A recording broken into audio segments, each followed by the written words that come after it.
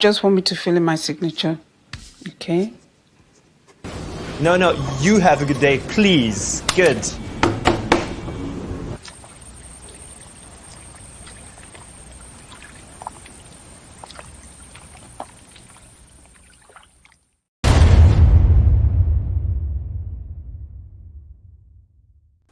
Here to joining me to look at the papers, Martin Lewis, the founder of the money-saving expert website and The Sun columnist, Jane Moore. Good morning to both of you. Good morning.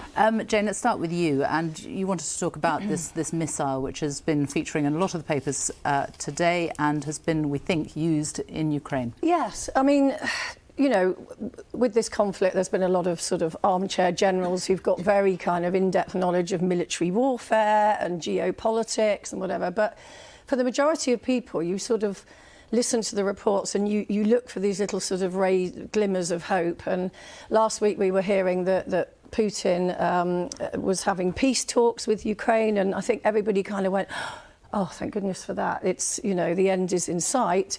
And then suddenly this morning, we wake up to the fact that Putin has now launched what it says here, these hypersonic missiles. And this is the first time that these have been used. And what's sort of scary about them is that they can fly. They fly very low. It says here they fly closer to the Earth's surface, so they're not much harder to be detected by ground-based radars. And I think for, you know, the ordinary person, this, I mean, even the MOD here say that this is a strategy of attrition now, and that he's basically ramping up. And for the ordinary person, I think that is terrifying.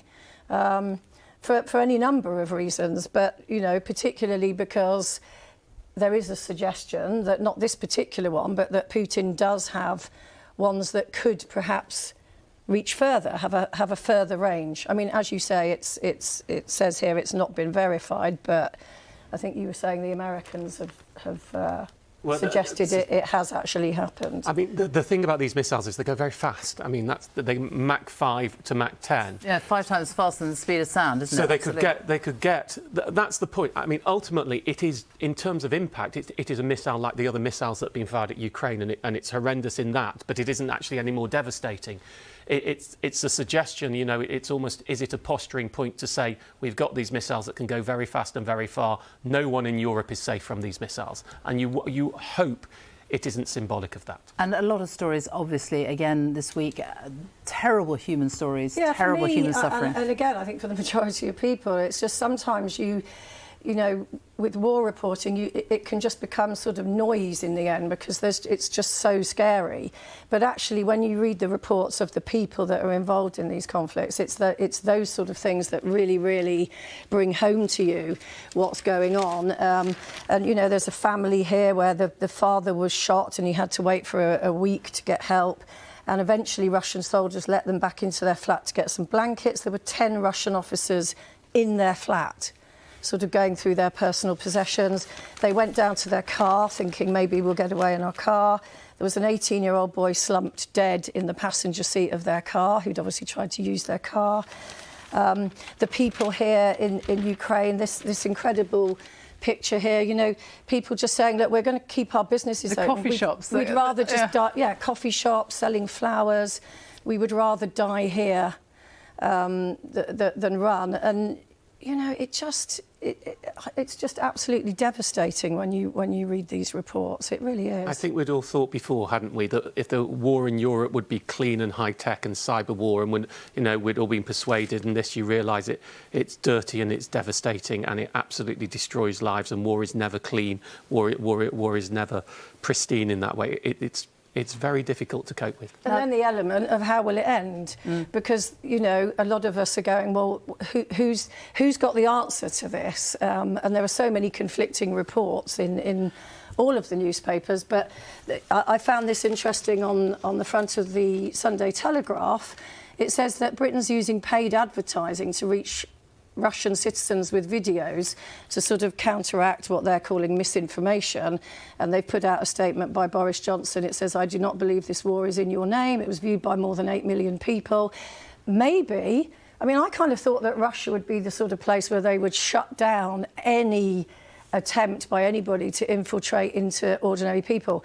Maybe this could be the the modern way of ending warfare, which is to get into the people of Russia and get them to do something about it. Martin, let's talk about cost of living. The Chancellor, was a big interview with him today in the Mail. There's also lots about it in the Sun today. Your take? Well, when you read the papers, it's very difficult to know what's happening because you can play them against each other. If I take the Sun that I've got here, which says he has a £40 billion war chest to try and... Well, terrible phrasing, I shouldn't use that. He has £40 billion to try and spend on helping cost of living, but then it has a quote from a source that says, the spring statement will be very policy light. Don't expect him to pull a rabbit out of the hat. Maybe a few baby bunnies, no more. So they're predicting not much will happen. Contrast that to the Mail, which, I mean, rather bizarrely, and it has to be a typo, it says has been boosted by a rise in tax revenues of 12 million. I'm pretty sure that's 12 billion. Otherwise, we really are in trouble if he's only got 12 million. But they're predicting... I find the issue of income tax, and I couldn't actually find in the article what they're predicting income tax will be cut. I think they're talking national insurance. And there's certainly an opportunity here. We have the national insurance rise, the 10% rise or 1.25 percentage points rise that is coming in April. I can't see that not happening. But I do think there is an opportunity to increase the bottom threshold of national insurance. Currently, you start paying it at £9,600 equivalent a year. If you were to push that up by £1,000 or £2,000, then actually the net cost to those on lower incomes, you could get rid of the rise. And I suspect he might be looking to do something like that. Now, you're speaking to people all the time. People are getting in touch with you all the time. And they are very worried, aren't they, about what is coming? I've been the money-saving expert since 2000. I've been through the financial crash. I've been through COVID, which was mitigated by some of the measures the Chancellor put in place. This is the worst. Where we are right now, this is the worst. When I'm reading messages from people telling me that, you know, money prioritisation used to be, do I go to the hairdressers or do I go to the pub and have a takeaway? Now it's about I'm prioritising feeding my children over feeding myself. That is simply not tenable in our society. And there is absolute panic, and it has not started yet. The big drive here is fuel and energy prices. Well, people know about the price at the pumps. But we have to look at the fact on the 1st of April, energy bills are going to go up 54%. That's catastrophic. That's £700 a year. We are now 7 weeks through the 26-week period of the assessment for the October price cap. And that 7 weeks has been unprecedented at the level of wholesale energy prices, which is what sets that energy price. Now, even on a very conservative estimate, that means in October we're going up another 25%. And while it doesn't sound as big, that's on top of the 54%. So that's at least another £600 a year in October. And how much of this, sorry to interrupt, is to do with what we're going through now at the minute with this sort of whole global unrest, and how much of it is to do with various lockdowns? I would say, well, it's not. I'm not sure it's either. I think the causes of the cost of living are really difficult. They're structural. They're the recovery from COVID. They're Brexit. They're net zero. They're Ukraine. And none of those are pejorative. I'm not saying any of those are bad. That's just what is knocking onto the fuel price crisis that we have right now. But when you look at the fact that just on energy alone, on a conservative estimate within 1 year, we're talking £1,300 a year going up in bills. We're going to have about 10 million people in fuel poverty. We have a real absolute, not relative, poverty issue going to come in the UK, with food banks oversubscribed, with debt crisis agencies do not have any tools. And I need to say, with the Chancellor coming on in a moment, if you forgive me, as the money-saving expert who's been known for this, I am virtually out of tools to help people now. It's not something money management can fix. It's not something for those on the lowest incomes telling them to cut their belts will work. We need political intervention. OK, well, I will be putting that to the Chancellor, and you're both going to be joining me later on in the programme for your reflections on that. Right now, though, let's get the latest weather from Louise Lear. Hello.